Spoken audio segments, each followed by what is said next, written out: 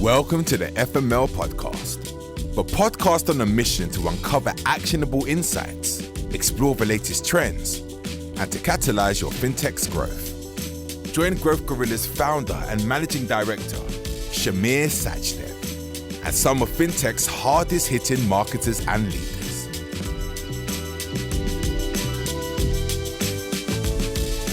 Welcome everyone to today's episode of the FML podcast. Today I'm joined by Jonathan Nyst, Cheif Marketing Officer at Monizze. Jonathan, thank you very much for coming on today and joining us on today's episode. Thank you so much for having us, Shamir. And just, we're laughing because this is actually the third time we're trying to record this. So, we've had a lot of conversation apart from the podcast, but I'm glad and I have faith that this is the one. For the listeners, the irony is that I had technical issues at the beginning of this podcast. I thought we were going to have to reschedule again. So, but thank you for your patience, and I'm glad we're here today. Give us an insight into your journey so far and how you've ended up at Monizze and a bit of background on yourself.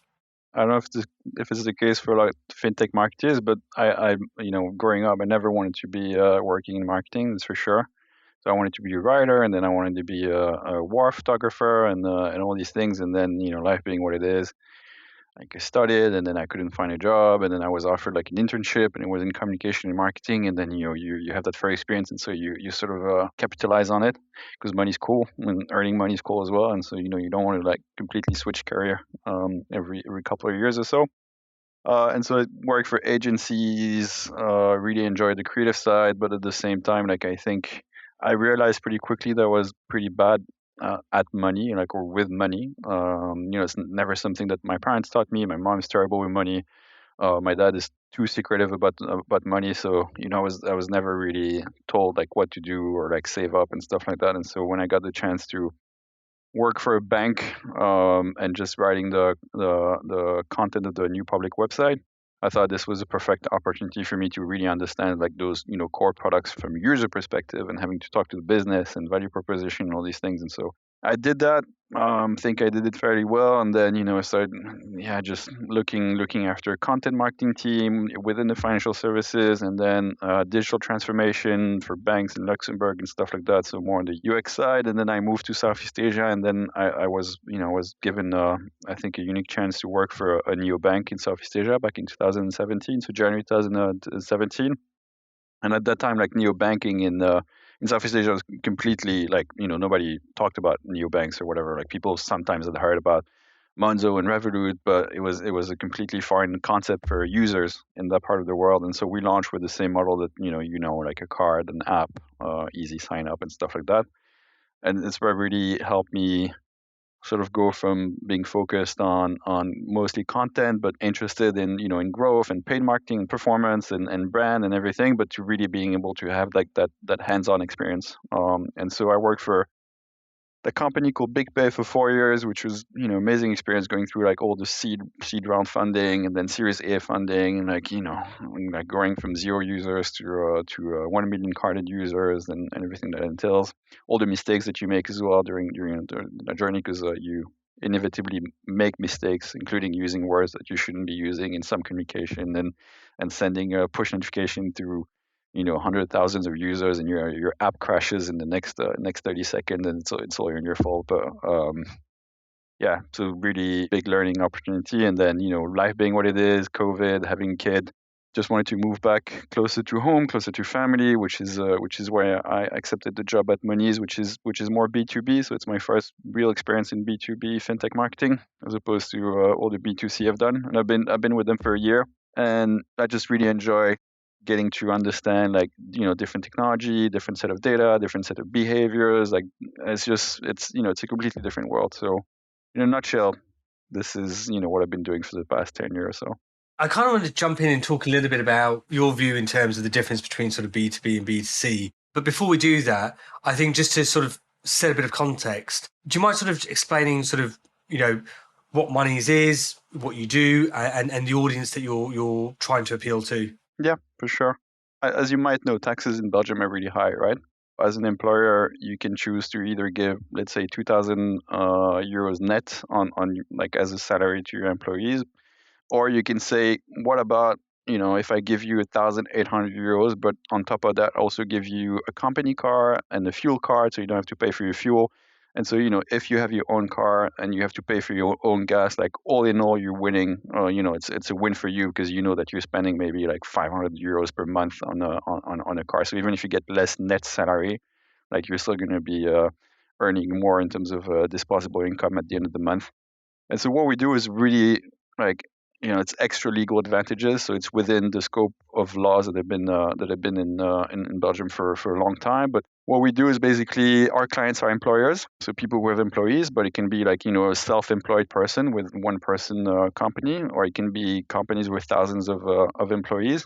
And basically, they come to us and they say, "I'd like to give my employees, meal allowances, so €8 of money per day that they're working, that they can spend exclusively on food. So they can only spend it like at certain merchants or on certain items. It's still, it's still very much purchasing power, but it's just you can't use it on anything.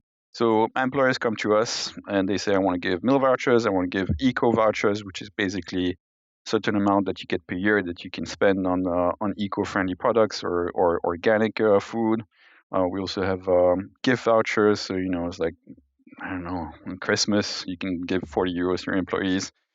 Then we have some sports and culture stuff as well that you can use to pay for sports membership. And now we're expanding into a different range of product more in the on the mobility side, which is critical issue in Europe and in most like European capitals. But so we're basically, instead of just being given a company car, which is the standard thing in Brussels, you'll be able to choose between an electric scooter, public transport subscription, and all these things. So we're sort of expanding, but that's what we're doing. And so basically, the way we market ourselves is like we're helping employers give more purchasing powers to their employees, which in these times, especially now, like economic crisis and inflation and everything is very critical. So in that sense, we're very lucky because we're just telling people that they can give more money to the employees, keep them happy, retain them.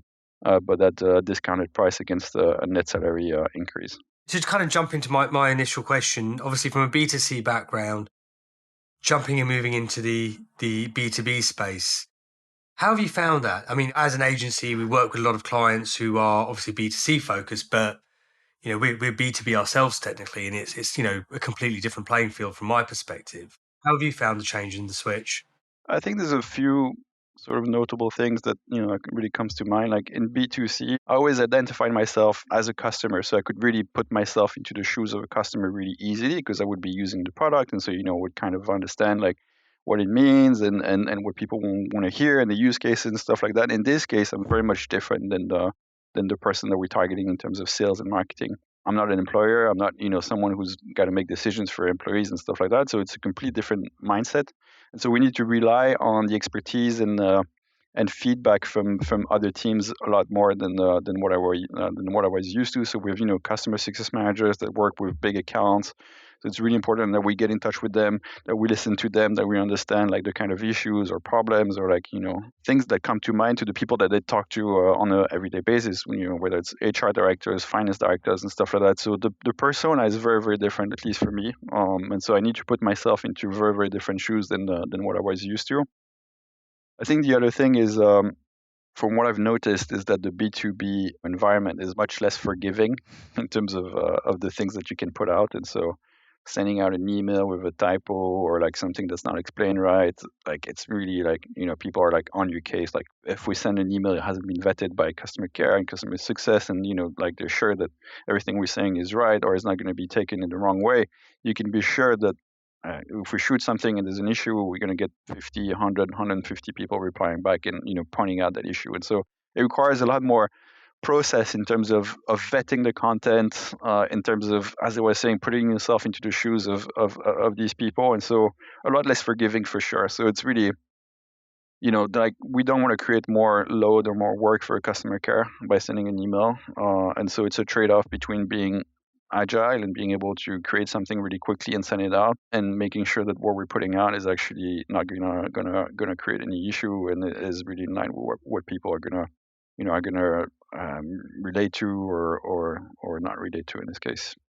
In terms of, I suppose, marketing's role within your organization, are you driving leads predominantly for the sales team? Or are you also offering a more self-serve option, a bit more of a product marketing focused approach to customer acquisition? I think that's actually really, interesting question in the sense that before I came, the marketing team, for a number of reasons, none of them are bad, but like was more of an internal agency for the sales team.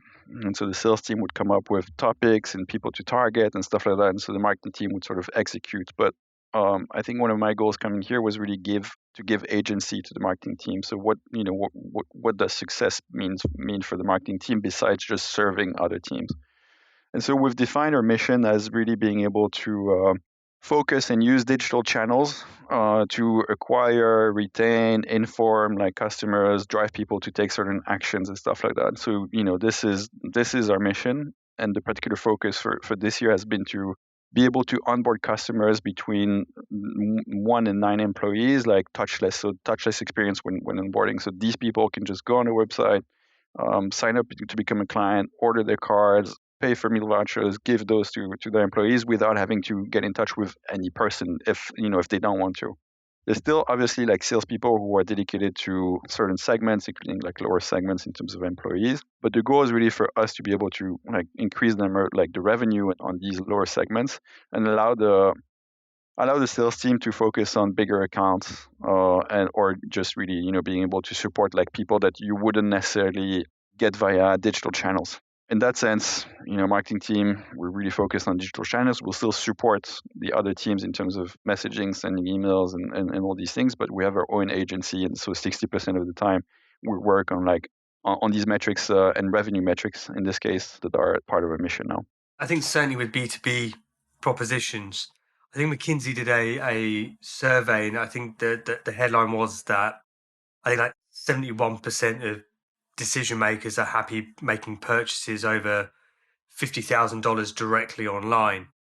Do you think you've seen that shift at Monizze where, accounts that are perhaps, would traditionally have had a lot of touch points with salespeople are kind of like just going through and they're just totally onboarding and like you said, becoming entirely touchless? Or do you think it's that smaller end of the market, that 1 to 9, and you perhaps haven't seen that at the upper end just yet?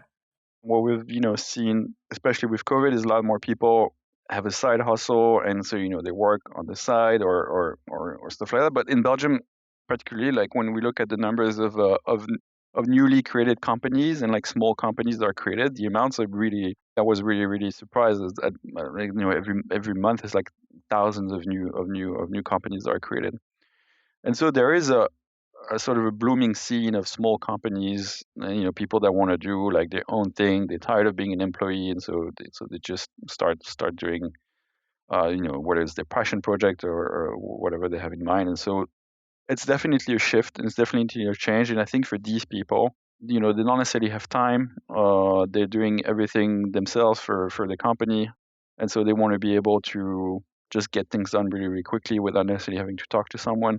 And so that's why we treated and we're treating the new public website project that we have almost as an e-commerce thing where you go, it's almost like adding stuff to your cart, seeing how much it's going to cost you, paying, and then boom, you don't have to take care of anything else, and you don't have to talk to anyone. Like I know for myself, like maybe I'm an introvert, and that's a reason. But I think like the less I have to talk to people, especially during the sales process, and the better I feel. Like I just want to be able to do all these things myself. So I definitely feel that there's a shift in that direction. I also feel like some people still want to do it the old ways. They want to be able to talk to someone. It's reassuring, and making decision being able to ask all the questions that you have. So, and it's fine. That's why we're always going to keep part of it is going to be sales team, physical, being able to call people. But then we're really trying to make the online experience as easy as possible in terms of user experience, which is really, really new in the field that we're operating. It's like there's only 3 companies in Belgium that are doing what we're doing. And so it's very easy to understand what our 2 competitors are doing and how we could do better. So for me, it's it's a field day. Like I'm just going to go on their website. I'm going to create fake accounts. I'm going to see how it works. Then I'm going to okay, put myself into the shoes of one of these prospect or customers and just revamp completely the experience, which was a lot of fun, honestly.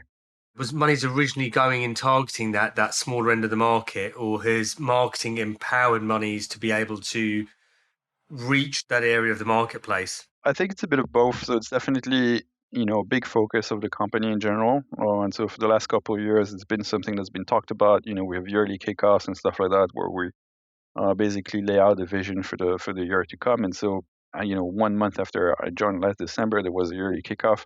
And in the sales presentation, it was very clear, like we're targeting smaller segments. So maybe less users, like less beneficiaries, less people are going to have the card, but a bigger amount of companies, which in the way that that our business model works is making up for in terms of revenue. And there's big expectations from our CEO in terms of developing that touchless experience for small companies. So we're going to run this sort of trial for like small companies between 1 and 9 employees. If it works well, we might expand it to 1 to 20 employees and then 1 to 50 employees, and just allow people to onboard themselves. We have to do more complex things in terms of dynamic pricing and everything. You can still go with one like sort of blanket set price for smaller companies between 1 and 9 employees. But as you grow and you have more people, like there's more leverages that you need to take into account, and so that'll become more complicated. But we're just running with this for now. And what we've seen in this last year is that there is a huge potential for it. Yeah. Kind of jumping into the nitty gritty of the marketing, the one thing that strikes me is fundamentally your product is for any business owner or business really in Belgium that has an employee, right? So that's a huge target market. Where do you start?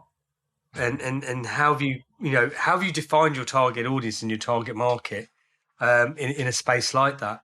I think especially in Belgium, where there's some pretty big cultural differences between the north of the country that speaks Flemish and Dutch, the southern country that speaks French, and then in Brussels that's a bit more international, where people can speak both. And so it's been very interesting for me coming back to Belgium and understanding the different dynamics between both parts of the countries, where on one side some people are going to be more price sensitive, more prone to like listening to logical arguments, and yeah, it makes sense, and I'm not adverse to change, and even though I'm with one of your competitors right now, I'm fine to change and let's do it in the next month.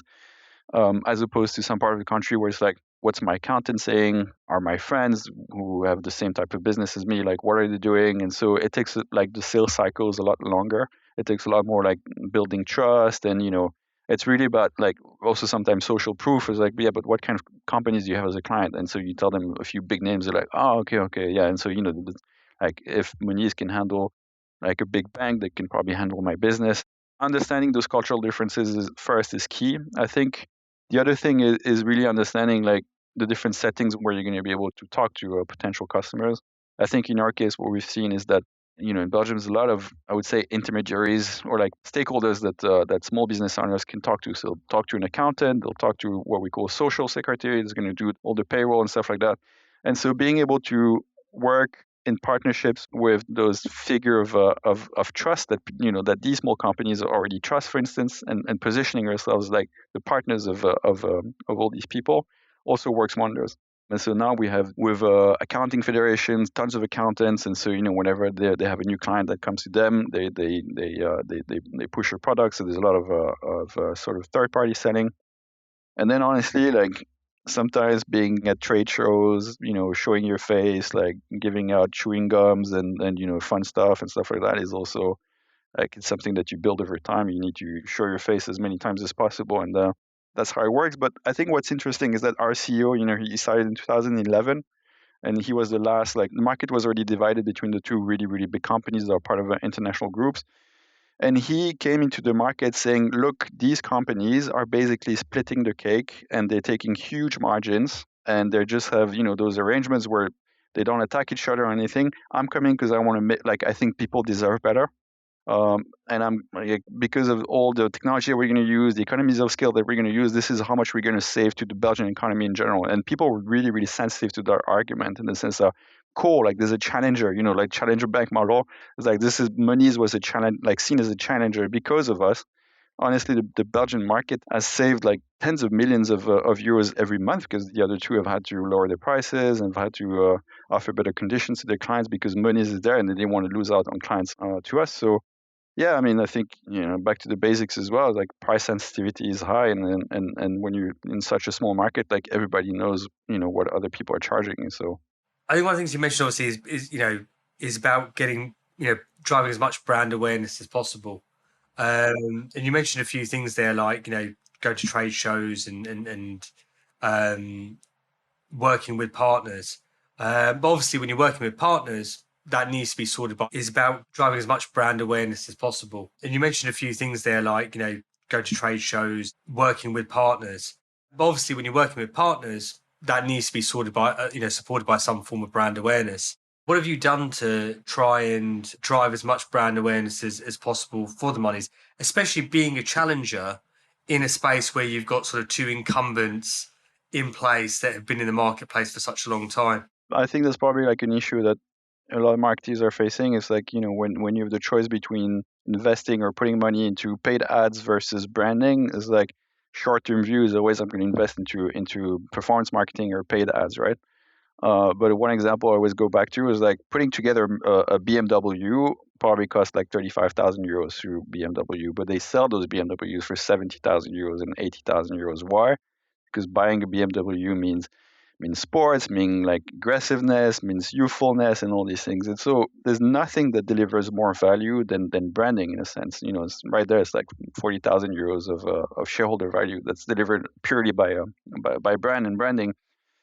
And so that's the other thing that I've been focusing on in last year, and then where we're going to be putting a lot of efforts in the next year, is just spending time and money and and effort telling people who we are, what we do, and why we do it, without necessarily putting people into a funnel or trying to like push a commercial message and stuff like that, but just like really building on our values and why we exist. And I've made some projections that obviously like they're projections, so I could be wrong, but that eventually in 6 months or 12 months from now, every dollar that we're going to be spending in paid marketing, for instance, is going to yield 1.2, 1.3, 1.4. Like there's going to be a multiplying factor on the amount of people that we're going to be able to convert from those performance marketing dollars. So that's one side. That it's not that we haven't been doing it, but we've been doing it not on a big scale. So we've been doing it at trade shows for a long time. I think our CEO has a big network. Belgium is not a big country, so he knows everyone that there is to know, and so that helps a lot as well. And he talks at a lot of places, like whenever there's a talk, like he's always going to be there. And so he's been honestly carrying the Monizze brand on his back for a long time. It's obviously not scalable, and now we're at a time where if we want to get to the next level, we need to really invest in more professional branding and media buying and everything that it entails. Going back to one of the first point you made there, which is it's always that balance between where do we begin with, do we begin with brand or do we begin with performance? And if we've begun with one, when's the right time to move over into the other one or introduce the other one? How do you know you're ready to move away from performance and start building out brand? What sort of led you to that decision? One of the biggest lessons I've learned in my career is was actually in my previous role, in Southeast Asia. We're relying for 60-70% of our user acquisition on paid marketing and everything in it. Also, retargeting via like a number of channels, like the people that we had acquired via paid marketing and everything. And so when COVID hit, like suddenly we lost 80% of our user acquisition. Like everything became 10 times more expensive. And because we hadn't built that brand and that brand association and the brand love, it's like overnight. And when you're a startup, you have a limited runway, you're in the middle of a funding round, and you go from 30,000 new carded users to 3,000 new carded users, and from one month to the other, like it's really like it's critical. It's like it's life or death, right? And so I learned that was the biggest lesson for me is like we haven't spent time or money or effort like telling people who we are, what we stand for, and like why, like building that sort of like brand love and brand association. And so it took us like a lot of effort and really like a lot of work like that we had to put in really really quickly to sort of start building that and try and make sure that we would survive the crisis. And so that's a mistake I'm not willing to make again. I don't want to rely on something that can change as drastically and as quickly as a performance marketing for results and for success. And so that's why now, like, my mindset is we need to do both, and we need to have a balance of both. We need to be able to drive those like that short-term results. We need to manage expectation, including manage expectation as the management, but also be able to make a clear business case for why it's important to invest in branding and what it's going to yield in terms of results for the company. Sometimes performance marketing is almost like the aspirin for a bit of pain, but Exactly, if you really want to truly heal the problem, you got to build out brand at the end of the day. I'm sure you must see you must face that sort of dilemma with your clients all the time, no?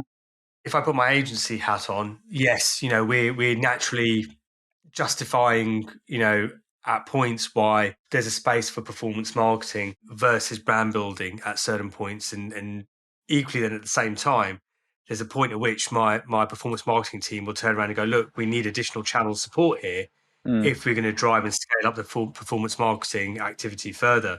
So yeah, it's a regular conversation. I think where we've kind of tried to help balance some of that out as a business is, we've introduced influencer marketing as part of our offering here, which is a version of doing some form of creating brand awareness for our clients as well. I mean, there's obviously, there's loads of things that you can do, TV, online, out of home, and all the other bits and pieces. But I think what it really boils down to at the end of the day is it's a mixture of really how much runway do you have and how quickly do you need to get, clients in through the front door, and therefore versus their payback period, and then working out which channel you can acquire them the quickest, at the quickest rate, most efficiently, and then obviously then which one's going to allow you to get the quickest payback period as well, so you can kind of recycle your cash. And then against also intent as well. If you've got a disruptive product that no one's heard of, or no proposition, that no one's come across before, then you kind of need to do some sort of awareness and brand activity and education, because you can run as many Google search campaigns as you want, but if there's no demand for it, no one's searching for it, then it's irrelevant, right? Yes, we're naturally justifying, at points why there's a space for performance marketing versus brand building at certain points, and equally then at the same time, there's a point at which my performance marketing team will turn around and go, look, we need additional channel support here if we're going to drive and scale up the full performance marketing activity further. So yeah, it's a regular conversation. I think where we've kind of tried to help balance some of that out as a business is, we've introduced influencer marketing as part of our offering here, which is a version of doing some form of creating brand awareness for our clients as well. I mean, there's obviously, there's loads of things that you can do, TV, online, out of home, and all the other bits and pieces. But I think what it really boils down to at the end of the day is it's a mixture of really how much runway do you have and how quickly do you need to get, clients in through the front door, and therefore versus their payback period, and then working out which channel you can acquire them the quickest, at the quickest rate, most efficiently, and then obviously then which one's going to allow you to get the quickest payback period as well, so you can kind of recycle your cash. And then against also intent as well. If you've got a disruptive product that no one's heard of, or no proposition, that no one's come across before, then you kind of need to do some sort of awareness and brand activity and education, because you can run as many Google search campaigns as you want, but if there's no demand for it, no one's searching for it, then it's irrelevant, right? Yeah, for sure. And I think that's also why like people fail at influencer marketing, is that from what I've seen, a lot of companies do influencer marketing with bottom of funnels goals. So they're like, oh, we're running this campaign and our goal is to get like signups or revenue or transactions, stuff like that. Like, yeah, you can probably get some, but from what I've seen, working with influencers is mostly about finding people who who have the same brand like values as your brand, who are going to carry your brand, really love your brand, be able to push your brand, but not in a like one shot video on on their Instagram, but like, are they actually using your product? Are they loving your product? Are they communicating about it in a way that feels genuine, and then creating that brand association with those influencers, and then with those influencers audience as well is really, really key. And if you start putting targets in terms of like really bottom of funnels metrics, then you're never going to be happy with influencer marketing. Absolutely, 100% agree with that. It's not a performance channel. The way I kind trying to position it is, if you're running, activity, let's say across TikTok, because that's flavor of the month right now. Everybody's wants to see on TikTok. Your paid campaigns are going to have a certain amount of reach, but we have to bear in mind that people also know their ads as well, so they're going to give it a certain amount of consideration. I think influencer bridges that gap really nicely between doing your own organic activity and allowing you to reach the corners of the internet that your paid and your own organic activity can't reach. And then you've got the layer of, social proof on top of that, and then brand ambassadorship and creating that affinity with the audience, especially if you are working with an influencer that shares your values. But yeah, going back to your, the original point, about performance versus brand. My short answer is they're both equally as important, and I don't think you can build a strong business really without both. Yeah, 100% agree with that. But There you go. yeah, It's a really long answer. but we agree, and we agree from the start, so Yeah. it's great. Talking a little bit more about your kind of like your ecosystem or your infrastructure, thinking about targeting sort of that end of the market, that 1 to 9, and then a lot of things that you kind of mentioned there, that eventually, if that works, then you'll go for a slightly bigger audience and it's slightly bigger company size and so on and so forth. And it kind of just made me think about, on one hand, it seemed like a really simple thing to do. Ask the marketing team to onboard a bunch of clients that are slightly smaller than what the sales team normally handles. But I suppose, like you mentioned, there's lots of moving parts to that. And I'm kind of curious as to kind of the inner workings between, I suppose, your marketing department and your product team. And I suppose creating alignment between the two and learning a little bit more about that. How have you sort of managed to create that alignment, and kind of what challenges did you face around that as well? I'm going to say something really, really obvious, but the worst thing that can happen for a company is for the marketing team to operate in silo from the product team to operate in silo from the sales team, and all these things. And so I think for us, like one thing that's changed a lot is that we focused on and like our CEO focused on building a board of directors that is really that shares a lot of information, communicates a lot.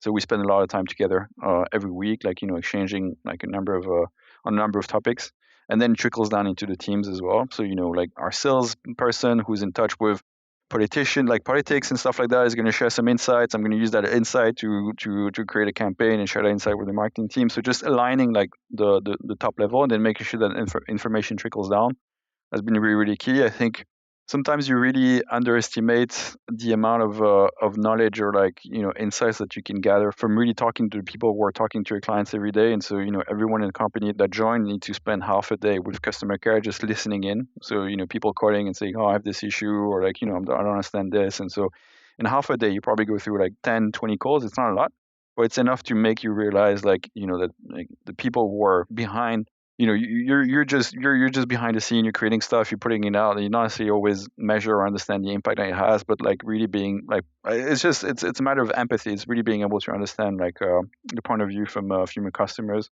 And I think that's something that's also very, very important in B2B, is that like people just don't spend enough time like talking to the target customers, like, and they're like the people are going to receive the emails, the people are going to be using the website, people are going to like logging into your client area and stuff like that. Like there's so much that you can understand and learn from it. Like a lot of companies and like sales driven companies tend to say, if we want to make more revenue or if we want to have more sales, we need to hire more salespeople. But you need to look at the issue from cross functional perspectives. When people are logging into your client area, do they understand what they need to do next? Like, is the user journey clear? Like, how many people are we losing because they get to a point and they don't understand what they need to do next in order to convert and like take that action that's really valuable for you? And so you're looking at those like successful, like what does success mean for your company? More revenue, cool. And then understanding that revenue is impacted by the user experience, is impacted by the words that you use, the emails that you use, when you use them, how you use them, as well as the sales team. And looking at those issues from a cross-functional perspective is it's the best thing you can do to optimize the things that you already have without necessarily going for new business or like reaching out to like things or people you haven't reached out to before. So it's the thing I've been pushing for the last 5-6 years. My goal is to create mini startups within the broader scale ups, and so have those mini startups with people from all the different teams that look at like, what's that one metric that's really important for the business? Cool. Okay, we look at it. We follow it up like on a weekly basis, and we think of all the different ways from all the different angles that we can have an impact on that metric. And it's not easy. Everybody needs to report to like a higher person in the hierarchy and stuff like that. But I think we're getting there at Monizze, and it's really, really cool to see that like someone from customer support, like who just answers people all day, like comes to those meetings with actionable insights that we can implement and that have an immediate impact on revenue or conversion, all these things, and you give them that feedback after you've implemented it. Like you make their day better, they're more engaged, they're more like suddenly they feel like they're making such a difference, and they're not just answering people on their phone. It seems like such a simple thing to do, but it's hard to put into practice. But when you do, like the amount of engagement that you get from people and then the results that you get from those cross-functional groups are insane. That's great advice and an excellent approach to take. With this podcast alone, I've spoken with close to 30, founders, marketers in the fintech space. The larger the organization is, they're placing more emphasis onto data tracking, analytics, and customer research. That's no coincidence, because they're listening to their users and then they're implementing what they're learning. Do you conduct any independent market research as a business and develop customer insights that way? Or do you tend to sort of manage that internally and yourself as a marketing team? We haven't asked anyone outside of the organization to run these for now. I think as we grow, like we'll need to be able to find a scalable solution to test out some of these things like at scale. But for instance, for the new public website that we've been working on, we've conducted user research, and it was very, it was very artisanal in a way. Like it was the marketing team reaching out to people, like setting up a demo, like test scenarios, recording everything, and then having like reports of all the insights that we gathered. And frankly, I was like sometimes I was like astonished at my lack of clarity around what we were doing. It's like you get someone who tells you something and you're like, oh yeah, like actually like like the way I've done things is completely dumb, and it's completely the opposite, like the opposite way that should have been done. And I put a lot of emphasis, especially when it comes to digital stuff, like talking to people who are not necessarily like super digital savvy, and just getting them in front of a computer, letting them like play around, and just looking at like mouse movements, gaze, like where they're looking at, what are they interacting with, was super interesting for us. And we made so many changes, we like to the way we organize the information on the public website. Some stuff we thought was not important was actually super important, and the other way around. And so yeah, even if you're doing it like as you can and as you go, like you shouldn't wait for things to be perfect to start doing things. So I don't know if you say that in English, but in French we say like perfect is the enemy of good. And in terms of user research, like it's not because you can't make like skill user research on 100 people that doing a user research on 6 or 7 is not going to be super valuable for you. I totally agree. You've got to get something out there to create a baseline, and to a degree, I might get shot down for this. Personally speaking, I'd rather just get something out there and then just gauge a reaction. I remember we done like this whole forecasting piece for a client. We done a whole presentation around it, and it kind of ended with my head of performance marketing going, yeah, but this is a forecast at the end of the day, and what you've got to do is just spend some money and see what happens. Yeah. And sometimes, whether it's a website, a landing page, an ad, or a bit of messaging, you kind of got to throw it out there and see what happens, and then optimize from there. Yeah, exactly. You got to be humble, right? You got to like be ready to be proven completely wrong and to turn around really, really quickly if need be. I tend to go quite sort of neutral and just sort of like, yeah, let's see what happens. And if it goes really, really well, great. We've got it right first time around, but then we can optimize from there. And if it goes wrong, that's just one less way of doing it. I'm a little bit more chilled out with stuff like that. That's what we're doing with the new public website, like setting up heat maps from the get-go, recording sessions, stuff like that. Even with a free like Hotjar account, you get a number of sessions are recorded. Like you don't need to start with the business or enterprise subscription from the get-go. Like just start with what you have. Spend some time looking at like how people are interacting with your product, and then make some decisions from there. There's a lot of marketers I speak to that you end up sort of buying like you said, the superior package, when basic decisions aren't being made on the initial data and the free data that you're getting. Exactly. I mean, Google Analytics has got enough data in there to make some clear assertions, And once you kind of max that out, feel free to go onto a slightly more complex platform package. I remember like in the early days, I mean, this is how sad I am. During my lunchtime, I would look at the Google Analytics on when I was client side to see how users were moving across my site, because you could actually see what pages they were visiting. Yeah. And I used to sit there, just looking at, oh no, they're visiting that page. That's really unusual. I mean, we were a trading platform, and then people were looking at about us, and then why choose us? And I thought that's really, really funny, because for me, like the page why choose us, of course we're only going to put good stuff on there. And this is my cynicism, but that was a page that was, I think, the second most popular page behind about us. So, we changed the position on the page and we made them into real sales pages as to, why they should choose us and all the great things about us. And lo and behold, we were seeing accounts sign up directly from that page and turn them into conversion pages, right? So, but, if you're not looking at the data, then you don't know that.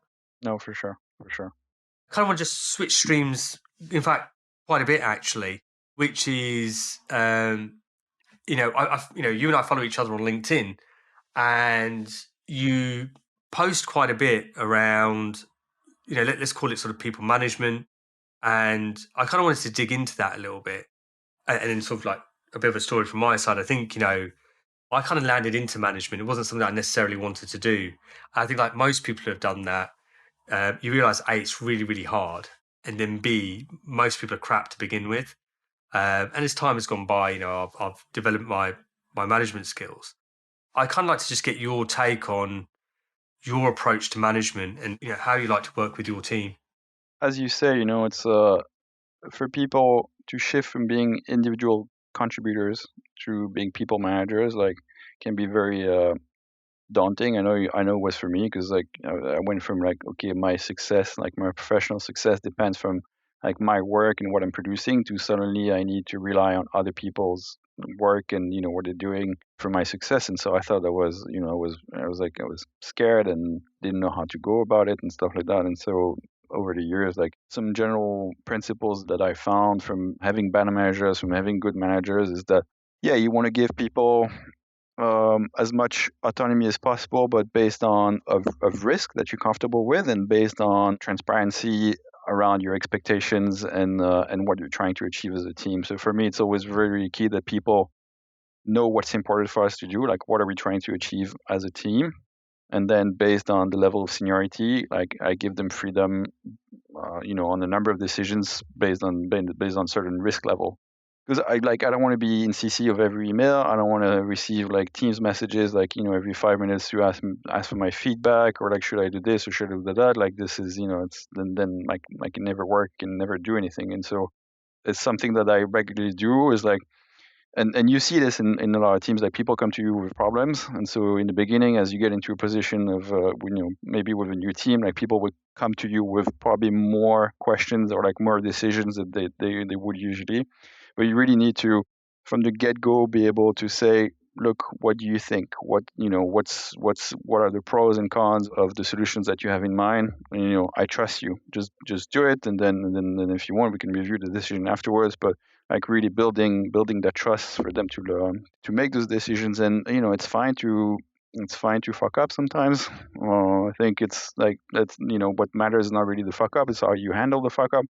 And so it's just being able to take full responsibility, accountability, putting together like a plan of like how I'm going to avoid this in the future and stuff like that. But yeah, for me, it's really about clarity, transparency, making sure that people know and understand like why we're doing what we're doing, and training them to make those decisions like in an increasingly riskier decisions by themselves. And if there is something that goes wrong, just like taking responsibility as a team without necessarily pointing fingers, but coming up with ways of mitigating the risk in the future. It's an important thing that you mentioned there, dealing with the issue then as a team, right? And I think instilling that from the outset. I mean, obviously we're client facing, right? So we have to consistently make sure we are all on the same page. So if someone does drop the ball, having the culture of, firstly setting up, all of your teammates for success. And then second of all, if there is a mistake or an issue, basically all jumping in and working out how we can solve it as quickly as possible. Yeah. Just one thing as you said just reminds me of years back. I had a new person join my team, and you talk about giving people the amount of responsibility. She came in fairly senior. She comes up to my desk and she goes, "Can I use the printer?" And I went, I wasn't too sure what the question was. So I was like, I said, "Are you asking me how to use the printer? Are you asking me if you're allowed to use the printer? What are you asking me?" She just went, "Yes," to both of those. And I was like, "Well, I'm happy to show you how to use the printer, but like, I never want you ever to come up to my desk again and ask me, if you can use it, because, on the scale of things that I want to know what you're doing, you know, your printing requirements is certainly not one of them." And what I found out is that her previous employer wouldn't allow anyone to print anything out. And it's like, okay, yeah, I understand you want to save money, save paper and stuff, but communicate that and use your judgment and allow people to, a Yeah, bit of flex.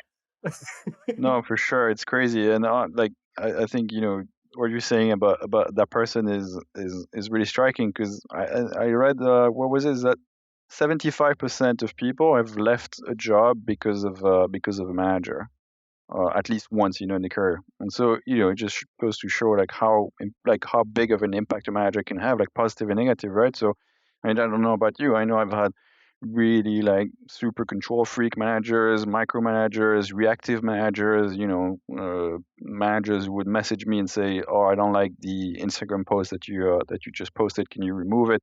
Been very clear for me for a long time what I don't want in a manager and what I don't want to be as Yeah, a manager. But there's still a gap between what you don't want and how you actually build sort of the opposite of what or what you want for a team. I don't think I'll ever get to a point where like I'm fully happy with the things I'm doing. Like I'm always questioning myself around, am I doing it right? Like is this the right thing to do? Is this the right way to handle the team, to manage the team? Am I having too many one-to-one meetings with people from my team? Like when do I need to start building that layer of middle management who I talk to and let them talk to the people who are more junior? So it's a constant work in progress with lots of intricacies. I think the other thing that makes it more complicated sometimes is like relationship dynamics. So based on age, based on gender, based on, religion sometimes, like especially in Southeast Asia, like race and stuff like that. Understanding, okay, like I'm in Malaysia, I'm a white guy, I'm talking to an older like Malay guy or Malay woman, and understanding how all of this can actually affect the way people communicate to you. It's just it adds so many layers of complexity, but that's why I think people managing is so fascinating as well, because like you never fully get it right. At least for me, like I'm always wondering what I could be doing better. So it's uh it's honestly like 80% of my work now is people management, and I do 20% of marketing, which is exhausting at times, especially for an introvert. Like I wish I could be more hands on, but yeah. super great experience in terms of how much I'm learning about who I am as a person, and then as a person manager. I think my hardest period as a manager is when I was looking after a sales team. And salespeople, by their very nature, are colourful individuals. If there's a shortcut to be taken, they'll find it. And then I was, particularly, I had quite a young sales team as well. They were kind of all between 18 and 25. It gave me grey hairs, just keeping up with the antics and stuff. But in the end, the kind of trick to it in the end I found was I made sure that when I was hiring people in, you know, not a big trick really, was just making sure that there was a huge amount of culture fit between the existing team and the Mm, person coming in. And so I used to generally find people who either were basically football mad or sports mad. And if I did that, then because they all used to go play football five-a-side and all of that sort of stuff because the team became quite big. If I did that, I was they were happy to receive a new person to the team because it was another good player, and some another person that they could have a bit of banter with. And I bumped into one of the sales team about a year back, and they all still keep in touch with each other, even though they've all wow. moved into different companies. So they didn't invite me for a drink, which is concerning, but Yeah. that's a different story. Yeah, I didn't think about that until now. Have you ever had to like manage a real conflict between two people within your team? Like, like two people who got to the point where they either couldn't talk to each other or like, would be like in very, very public opposition.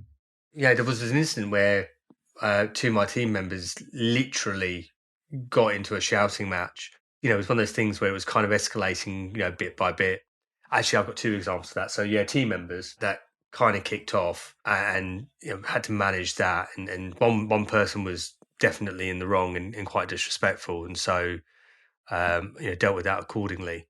And in the second instance, it was between actually my sales team that I mentioned and one of the other heads of department, uh, which I thought was quite funny in the end. But I had to still, I was still a department head at the time, but it started off with some basic pranks that escalated severely and significantly. Wow.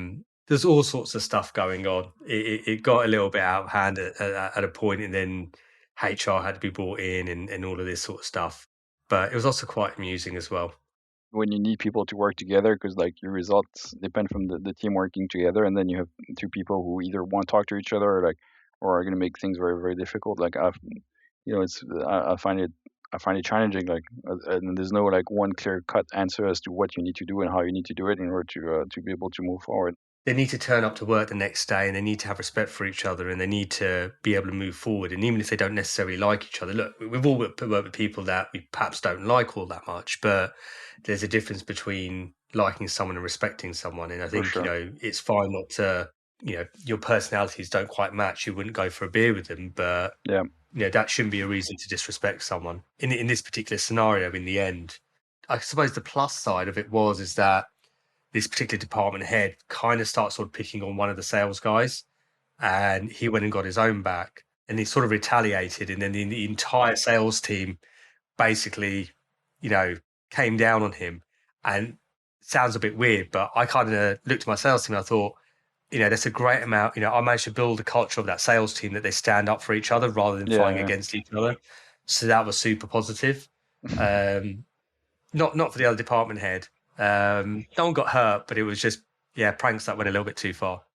No, yeah. And actually, someone told me something which I thought was useful is that, it told me like, oh, what I tell my team is that your happiness is really, really important to me, but results of the team is even more important. And so your happiness can never come above the results of the team. And so the expectation is that if you're happy, that's great. If you get along with everyone in the team, that's great. If that's not the case, just keep in mind that how we perform as a team, the result that we get as a team is more important. And so if there's anything that, you don't like about anyone else, like it doesn't matter, just put the result of the team above that, like your personal relationship with that person. Maybe it's obvious, but I think that at least making it clear to people in the team that that's your expectation can be helpful. I was watching a video on TikTok actually about some HR employment. I thought what he said was, in broad terms, it was you should go to work feeling like you're working with family, but you should never work for an employer that says we are a family, because they don't pay as well. It's very true, and honestly, like sometimes families are the most, family relationship are the most dysfunctional relationship as well. So it's definitely something I can relate. Jonathan, thanks for joining us today. I'm going to finish off with our quick fire round as always. What podcast are you listening to right now?